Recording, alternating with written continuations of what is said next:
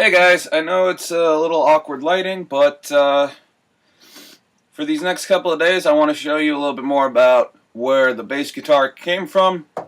This big guy, the upright bass. Now, let me move it a little closer. Now there are a couple of parts that you need to know about the bass. This big curly thing up here, called the scroll. Kind of an ornamental piece. It's more decorative than anything. These things here are the turning screws.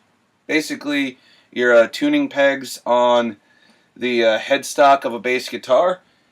Still has a nut where the strings rest. The fingerboard is fretless, so you get more of that fretless bass guitar sound. But you know,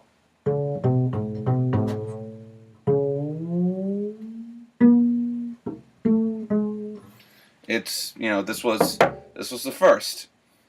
This wooden thing here is the bridge. Now the interesting thing about the bridge is that there's no screws, there's no glue, there's nothing really holding it into place other than the insane amount of pressure that's put on it by the strings.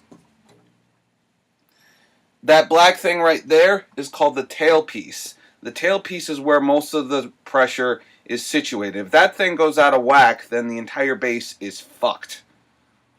And this thing, this long thingy coming out of the end of it, is called the tailpiece. Tailpiece is how this thing stands. Now, you can't really see it, but you need this thing to stand taller than you. Like, the nut has to come up to, like, your forehead in order to play this thing right. Now, there are two different ways that you can play this thing. There's standing up, but because I got some back problems, I've adapted to sit down when playing this thing.